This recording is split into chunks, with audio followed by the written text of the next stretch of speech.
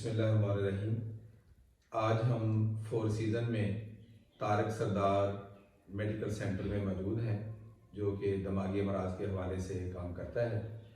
और आज हमारे साथ मौजूद हैं डॉक्टर एहसन तारक डोगर साहब, जो कि हेड ऑफ द डिपार्टमेंट हैं डिस्ट्रिक्ट चिल्योट में।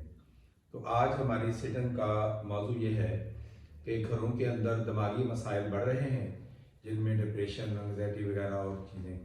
तो डॉक्टर साहब से हम ये पूछेंगे कि हम उन अलामात को कैसे पहचानें कि हमारे पेशेंट को एंग्जाइटी है, डिप्रेशन है, या वो जो उसकी जो ज़िंदगी है वो थोड़ी सी डिस्टर्ब हो रही है। तो कौन कौन सी वो वजूहात है जिसे हम पहचान के किसी डॉक्टर के पास उसको लेके जाएं? इसमें सबसे पहले तो ये कि दुनिया के अंदर किसी भी परेशानी आने की वजह से इंसान की ज़िंदगी, उसका लाइफस्टाइल सारा मुतासर होता है जी उसके अंदर ख़ास तौर पर नींद और भूख के मसाइल आते हैं जी और वो नींद और भूख के मसाइल इंसान की ज़िंदगी को और इन तरीक़ों से मुतासर करते हैं कि घर वाले चाहें, कुलीग्स चाहें, जिस जगह पे जो भी वर्क प्लेस है, कोई टीचिंग प्लेस, कोई यूनिवर्सिटी कॉलेज है, वो हम लोग जो एक इंसान के इर्द गिर्द रहते हैं इन चीज़ों को पहचान सकते हैं। जी सबसे पहले इंसान के भूख के अंदर इतना ज़्यादा और क्लियर कंप्लेंट्स होंगी पेट के मसाइल की, और उसके अलावा मूड जैसे ही बदलता है भूख कम या ज़्यादा लगती है। अच्छा, ज़्यादा भी अक्सर इसमें होती है या कम ही होती है? ज़्यादा भी होती या है। ये दोनों कैफियत हो सकती है? अचानक ही परेशानी से भूख ज़्यादा लगती है। अच्छा, ज़्यादा जब ज़्यादा लगती है तो वो लोग फिर जब ज़्यादा चीज़ें खाते हैं तो बॉडी फैट्स बढ़ जाती हैं, जिसकी वजह से इन्फ्लेमेशन और इन्फेक्शन वगैरह इंसान को ज़्यादा होना शुरू हो जाती हैं। जी भूख के मसाइल के अंदर हम अपने साथ वाले लोगों को जब एक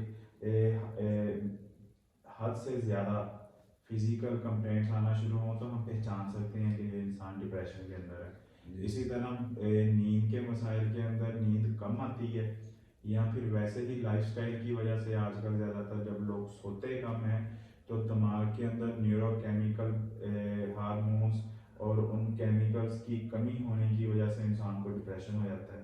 जी और सबसे ज़्यादा जो ज़रूरी है, जो आपने अपने अदारे में भी देखा होगा, जो लोग इस तरह के दिमागी अमराज का या दिमागी मुश्किलात का शिकार होते हैं, उन लोगों को हर 5 में से एक इंसान, ये जो एक स्टडी है, जो एक एसोसिएशन है, anxiety and depression association of America अडा, उसके मुताबिक ये चीज़ कंफर्म है कि हर 5 में से एक बंदा नशा और चीज़ का इस्तेमाल ज़रूर करता है। यानी ये डिप्रेशन में या एंग्जाइटी में चला गया तो उसका नशे में जाने का इम्कान भी मौजूद है। हाँ, हर 5 में से एक इंसान का। जी जी तो हम असल में जब इन लोगों को एंजाइटी और डिप्रेशन में पहचान सकते हैं तो हम इनकी मेन मदद ये कर सकते हैं कि हम इनको एक नेगेटिव कोपिंग स्ट्रेटजी ड्रग्स के इस्तेमाल करने से रोक सकते हैं। जी उसके बाद वाले मसाइल तो आप जानते हैं कि ड्रग्स तो फिर एक सब्सटेंस अब्यूज डिसऑर्डर एक अलहदा मर्ज है, जी जी जो इन्हीं दिमागी मुश्किलात से शुरू होती है, जिनको हम घर में पहचान सकते हैं। जी इसके अलावा इंसान का कंसंट्रेशन लेवल किसी भी एक काम के ऊपर फोकस करके उसको ज़्यादा लंबा अरसा ना कर पाना, इसमें परसिस्टेंस ना हो, लगातार वो बंदा काम ना कर सके, कोई जॉब है, कोई पढ़ाई है, कोई ज़िंदगी का कारोबार है जिसको वो बार बार बदल रहा है, बार बार दूसरे चीज़ों में इन्वॉल्व हो रहा है, उसका एक कंसंट्रेशन नहीं है किसी चीज़ के ऊपर। जी जी जो जितना ज़्यादा ज़हनी मसाइल बढ़ते जाएं उतना ही ज़्यादा वो लेवल डिस्टर्ब होना अच्छा शुरू डॉक्टर साहब, इसमें ज़रा ये बताएं कि कुछ लोग फैमिली मेम्बर, बेटा है, बेटी है, या कोई घर का सरबराह है, अगर वो उदास या मायूस रहने लगे और तन्हाई में रहने लगे, तो क्या ये भी चीज़ है डिप्रेशन में या एंग्जाइटी में जाने की वजह? बिल्कुल। जब इंसान एक सुकून में नहीं है, डिप्रेशन या किसी भी ज़हनी मसले की वजह से उसका सारा जिस्म 90% दर्द करता रहता है। अच्छा, उसको फटीग रहती है, वो सुस्त रवि का शिकार रहता है, वो बाकी के घर वालों से अलहदा हो सकता है, तन्हाई में चला जाता है। तन्हाई में चला जाता है, जो एक्चुअली एक कॉल फॉर हेल्प है, जिसको पहचान के उस बंदे को वापस सोशल करना, और अगर वो एक ज़्यादा ही सीवियर कंडीशन में इवन लोग सुसाइड तक चले जाते हैं, तो फिर हम उसको ये समझाते हैं, हमारा हमारा ये फ़र्ज़ बनता है कि हम उसको समझाएं कि आप वापस किसी मेंटल हेल्थ फैसिलिटी में दिमागी जो परेशानी मसाइल आ रहे हैं जिसकी वजह से आप एंजाइटी डिप्रेशन या किसी और मर्ज़ का शिकार हो गए हो, उसका प्रॉपर इलाज लो। तो ये जब तक आपसे घर वाले नहीं पहचानेंगे तो वो कर नहीं सकेंगे। फिर कुछ लोग इसी तरह हमारे जो इर्द गिर्द होते हैं वो किसी ना किसी फिजिकल पेन का एक कंप्लेंट लगातार कर रहे होते हैं, क्योंकि जी। बैक एक है, किसी को टांग में दर्द है, कोई भी क्रोनिक पेन किसी भी ऑर्गन के अंदर, यूजुअली बैक एक, हेड एक, तो वो लगातार हर वक्त उस चीज़ का कंप्लेंट करते रहते हैं, जिनसे हम उनका अंडरलाइंग एंजाइटी डिप्रेशन और स्ट्रेस फैक्टर पहचान सकते हैं। अच्छा डॉक्टर साहब, मैंने कुछ लोगों को देखा है कि जब वो मुआशी मसाइल का शिकार होते हैं या घर के अंदर मसाइल का शिकार होते हैं, तो वो इस तरह की बातें करने लग जाते हैं कि मैं ज़िंदगी का को मकसद नहीं है, मेरी तो ज़िंदगी ख़त्म हो जानी बेहतर है, तो नेगेटिव बेहतर है कि मैं मर जाऊँ वगैरह वगैरह। तो अच्छा, इसमें लोग सीरियस नहीं होते, लोग कहते हैं ये वैसी बातें करते हैं, और कुछ लोगों को फिर मैंने ज़िंदगी का खात्मा करते हुए भी देखा है। इसके अंदर जो दो चीज़ें ना बड़ी क्लियर कट, ये हमारे मेडिकल फील्ड में साइकेट्री में टर्म जो यूज़ होती है, डिप्रेसिव रियलिज्म। जी डिप्रेसिव रियलिज्म में इंसान को उसके हालात या एनवायरनमेंट या जिस भी वजह से वो डिप्रेशन, मायूसी, उदासी में, दिमागी मर्ज में आया, उसके अंदर उसको ये एक इनसाइट होती है, और इनसाइट हालात की होने के अलावा वो एक नेगेटिव सेल्फ टॉक करता है कि मैं कुछ कर नहीं सकूँगा, मैं किसी मकसद पे नहीं कामयाब हो सकता, मेरे से ये चीज़ हो नहीं पाएगी। तो वो असल में एक दिमागी मसला होता है, जिसका हम मायूसी, उदासी का इलाज करके उस बंदे को वापस ट्रैक पे ला सकते हैं। जी जी। और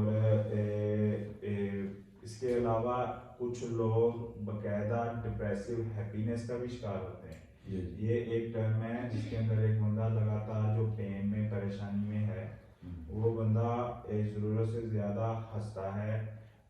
जो मेंटल हेल्थ प्रोफेशनल्स हैं वो तो बाकायदा इस चीज़ को ग्रैब कर सकते हैं, समझ सकते हैं, लेकिन हमारा फ़र्ज़ बनता है कि हमारे सारे कोलीग्स और हर पब्लिक डीलिंग वाला बंदा इन चीज़ों को पहचान सके। जो एक स्माइल, डिप्रेसिव स्माइल है, उसको उसकी सीखने के लिए ज़्यादा मुश्किल नहीं है। इसमें डॉक्टर साहब ये भी है कि अगर फैमिली को पता भी चल जाता है कि ये मसाइल हैं, तो फैमिली को चूँकि ट्रीट करना नहीं आता, उसको वो पता नहीं होता, तो फैमिली को क्या करना चाहिए सबसे पहले? सबसे पहले जो है ना, इनका दिमागी अमराज का इलाज फैमिली से और घर से ही शुरू होता है। बायोसाइको सोशल मॉडल की मोडालिटी के मुताबिक जो सोशल एनवायरनमेंट है, जिसमें कोऑपरेशन है घर वालों का इंसाइट डेवलप करने में और उस बंदे के स्ट्रेस फैक्टर को समझने में, और अगर वो इस हद तक, जैसे आपने कहा कि सुसाइड तक या इतनी सिवियरिटी तक जा चुका है, तो फिर उसके अंदर उस बंदे को मेडिसिन की तरफ लाने के लिए, डॉक्टर्स के पास, साइकेट्रिस्ट के पास लेकर जाने के लिए, ये सारा रोल फैमिली का है। फैमिली ही पहचानती है, और अगर वो इस ये आगाही हो, इतनी अवेयरनेस हो, तभी वो एक घर में वरना 3 या 4 साल के बाद पता चलता है कि ये बंदा नशा कर रहा है। जी जी। अगर यही अलामात जो घर के अंदर जल्दी फैमिली पहचान जाए, उसको उतना ही जल्दी किसी बहाली मरकज की तरफ लेके जाए। जी जी। इसमें ये बात क्लियर हो गई है कि सबसे पहले हमें किसी मुस्तैद डॉक्टर से रजू करना चाहिए, क्योंकि अगर आप ऐसा नहीं करेंगे तो या वो खुदकशी की तरफ जा सकता है, या नशे की तरफ जा सकता है, या घर के अंदर और कोई मसला बना सकता है। तो इसमें तो फिर घर वालों के पास कोई रास्ता नहीं है कि या तो उसको किसी डॉक्टर से चेक करवाए। अगर वो मनशियात का शिकार हो गया है, उसमें जो आपने बताया कि हर 5वां बंदा वो नशे की तरफ चला जाएगा, तो उसको तो किसी सेंटर में जाना पड़ेगा। अगर खुदा न खास्ता अभी वो ठीक है, नशे की तरफ नहीं गया, वैसे मायूस है, उदास है और तन्हाई का शिकार है, तो फिर भी उसको किसी डॉक्टर के पास जाएगा तो उसकी अलामात को देख के डॉक्टर ठीक करेगा, वगरना उसका नुकसान ज़्यादा हो सकता है। बेहतर और मौसर इलाज के लिए जितना जल्दी तशखीस हो जाएगी उतना बेहतर है, और तशखीस दिमागी अमराज में जिसमें से नशा एक मर्ज़ है, वो घर वाले अगर उन अलामात को समझते हैं तो वो उसके ज़्यादा जल्दी आइडेंटिफाई कर सकेंगे और उतना अच्छा इलाज करेंगे। अब मैडम बताएं कि आपके ख्याल में कौन सी ऐसी अलामात हैं जिनको पहचान सकते हैं घर वाले, फैमिली? डिप्रेशन की जो मेन कॉज हमें as a mental professional health नज़र आती है, उनमें से जो डिप्रेशन की कुछ पेशेंट्स होते हैं उनकी नींद जो है बहुत ज़्यादा डिस्टर्ब हो जाती है। एक तो नींद भी उनकी बहुत ज़्यादा डिस्टर्ब हो जाती है और उसके बाद जो उनका खाने पीने की रूटीन होती है वो भी बहुत ज़्यादा डिस्टर्ब हो जाती है। जी डेली बेसिस पे अगर कोई अडल्ट है वो स्कूल कॉलेज जा रहा है या जिस तरह से भी है तो उनकी जो रूटीन है वो बहुत ज़्यादा डिस्टर्ब हो जाती है। जी पढ़ाई में दिल नहीं हाँ लगेगा जी, उसको। हाँ जी बिल्कुल। और उसके बाद जो है वो अपने जो उसका पीयर ग्रुप है वो उससे भी सेपरेट होने लग जाता है। वो या तो अकेला रहने लग जाता है या तो कुछ अपनी ज़्यादा एक्टिविटीज़ में खुद को इन्वॉल्व करता है। जिस चीज़ से उसको परेशानी है उसको ख़त्म करने के लिए भी वो उसमें इन्वॉल्व होता है। इस तरह की बहुत ज़्यादा सिम्टम्स कॉजेज़ जो हैं हमें बहुत इजीली हम समझ सकते हैं। और सबसे पहले जो इसके फैमिली मेंबर्स होते हैं इनको ये समझना चाहिए कि हम जो कोई हमारा बच्चा है या बड़ा है फैमिली का हम उसको इस चीज़ से किस तरह से ख़त्म करवा सकते हैं और किस तरह से कोप अप करवा के विद द मेडिसिन और काउंसलिंग से हम उसको बेहतर कर सकते हैं। जी असेसमेंट मैडम ये भी है कि ये लोग काबिल रहम होते हैं क्योंकि उनका अपना दिमाग को मुतासर होता है जी और ये काबिल मोहब्बत होते हैं कि ये लोगों को चाहिए कि इनको ज़्यादा मोहब्बत ज़्यादा केयर करें दूसरे लोगों से क्योंकि ये नॉर्मल नहीं रहे। तो लेकिन लोग इसको समझते हैं कि ये ड्रामे करता है या पता नहीं जानबूझ के ये काम पे नहीं जाता या पढ़ाई में इसका दिल नहीं लगता। लोग इस तरह की बातें करते हैं क्योंकि उनको पता नहीं होता। कुछ तरीके ऐसे होते हैं कि जिस टाइम पे वो हमें फील होता है कि ये जान के कर रहा है या मतलब कि ये जैसे आपने कहा कि वो ड्रामेबाजी कर रहा है। सम टाइम ऐसा भी होता है लेकिन ज़्यादा केसेस में ऐसे नहीं होता। वो उसको जो तकलीफ होती है वो हम फील नहीं कर सकते हम देख नहीं सकते लेकिन वो उस टाइम परेशानी में तो होता है। अच्छा एक तो है कि नींद का कम आना ये तो मेन एक चीज़ है। नींद जो कम बंदा भी आ ज़्यादा सकती सोता है रहता और है नींद ज़्यादा भी हो मैंने सकती देखा है। है कि कुछ लोग जो डिप्रेशन का शिकार होते हैं एंजाइटी का तो वो 15-15 घंटे सोते रहते हैं 12-12 घंटे और सोते हैं। किसी को नींद अच्छा ऐसे किसी को खत्म- 1 घंटे के बाद वो सारी रात घूमता रहता है वगैरह वगैरह यानी ये दोनों कैफियत इसमें जी मौजूद है। जी ये दोनों प्रॉब्लम्स इसमें अच्छा होती हैं। इसमें आपके पास जो तारक सरदार क्लिनिक में जी जो लोग आते हैं जो बच्चे हैं खवातीन हैं हम्म। तो वो ज़्यादातर किस मसाइल का शिकार होते हैं घर के अंदर? उसमें ज़्यादातर मुआशी तो भी है जी, या कोई फैमिली प्रॉब्लम्स भी होती हैं। डिप्रेशन और एंजाइटी के पेशेंट्स हम इधर डील कर रहे हैं विद मेडिसिन भी उनको मतलब कि आराम लेते हैं वो दवाई के ज़रिए भी और काउंसलिंग से भी हम उनका इलाज कर रहे हैं। यानी ये दोनों चीज़ें जी बगैर काम करेंगी जी, बिल्कुल। मेडिसिन भी काम करेगी जी, बिल्कुल। और उसकी काउंसलिंग हाँ जी काउंसलिंग उसकी कुव्वत इरादे की तामीर करेगी उसको हाँ जी। हिम्मत देगी जी, हौसला बिल्कुल। देगी और क्योंकि मेडिसिन जो है वो हमें, उसको सुकून देगी। बीइंग अ साइकोलॉजिस्ट जब हम किसी को सुन रहे होते हैं तो वो बहुत ज़्यादा बेटर फील करता है। अगर घर वाले ही एज अ साइकोलॉजिस्ट या वो अच्छे तरीके से जैसे आपने कहा कि उसको सुने तो वो फिर सुन सकते हैं। घर वाले भी ये काम कर सकते हैं जो हम करते हैं लेकिन मेडिकेशन उसके लिए ज़रूरी होती है। और अगर घर वाले ही ये चीज़ समझने लग जाएं उसको अच्छे तरीके से सुनने लगें तो वो फिर घरवालों के अलावा जो मलिक साहब पूछ रहे हैं ना वो बात ये है कि दिमागी अमराज के इलाज के अंदर साइकेट्रिस्ट मेडिसिन भी प्रेस्क्राइब करते जी हैं। दूसरा तरीके इलाज साइकोलॉजिस्ट का बातचीत के जरिए भी होता है टॉक थेरेपी भी। हम ये चीज़ ये दोनों ऑप्शंस सर्विस सीकर क्लाइंट से डिस्कस करते हैं कि आप इस तरीका इलाज को अपनाना चाहते हैं या बातचीत के तरीका इलाज को अपनाना चाहते हैं। और लेटेस्ट जो है ना नाइस गाइडलाइंस के मुताबिक ये दोनों तरीका इलाज हाँ। इकट्ठे काम बिल्कुल। करें तो वो ज्यादा मेरे ज़हन में यही सवाल हो रहा था कि जब तक ये दोनों चीज़ें साइकियाट्रिस्ट नजरिया मेडिसिन हाँ जी वो और research के साइकोलॉजिस्ट साथ भी है। नजरिया अल्फाज जी तकनीक और ये चीज़ें दोनों मिलकर काम करेंगी तो पेशेंट को ज़्यादा बेहतर तरीके से ट्रीट किया जा सकता है। तो जो इसमें वो असल में मैडम वही बात बता रही हैं जो हम करना चाह रहे हैं जी कि टोटल जो है दिमागी अमराज के अंदर जिसके अंदर नशा एक दिमागी मर्ज है इसके अंदर ऐसी अलामात पाई जाती हैं जो घर वाले दोस्त यार वर्क प्लेस पे कोलीग्स ज़्यादा बेहतर और टाइमली पहचान सकते हैं और उन तब्दीलियों को जब वो रूनुमा होती हैं जितना जल्दी पकड़ा जा सके तशखीस की जा सके उतना अच्छा और मौसर इलाज किया जा सकता है। उसके अंदर सबसे बड़ा मसला जो है वो नींद का है। कम या ज़्यादा नींद आना ये दोनों चीज़ें आपस में को लिंक्ड हैं। नींद ना आने से भी दिमागी अमराज ज़्यादा होते हैं दिमागी अमराज होने से भी नींद कम आती है। न्यूरोकेमिकल दिमाग के अंदर तब्दीलियाँ रूनुमा होती हैं रिसेप्टर्स लेवल के ऊपर।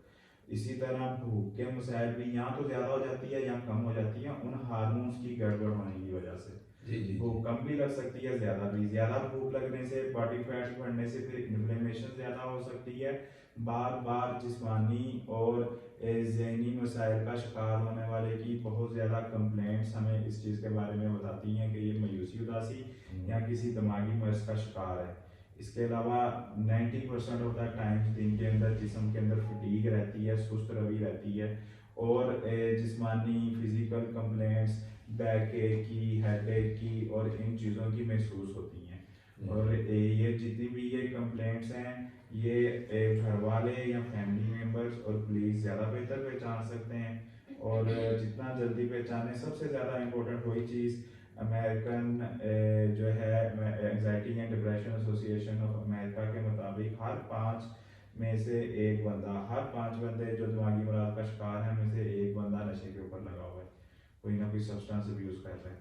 और उसको बहुत टाइम से पहचान लेना उसके बेहतर इलाज के लिए बहुत बेहतर है। जी, thank you doctor Ehsan Tariq Dogar साहब और मैडम इकरा। आज हमारी जो गुफ्तगू में जो मेन चीज़ें वाज़ेह हुई हैं कि अगर ये अलामात जो यहाँ पे अभी डिस्कस की हैं डॉक्टर एहसन तारक डोगर साहब ने और मैडम इकरा ने, तो जितनी जल्दी हम इन अलामात को पहचान कर, जितनी जल्दी तशखीस करके इसको इलाज की तरफ लेके जाएंगे तो उतनी जल्दी आपका पेशेंट बेहतर हो सकता है।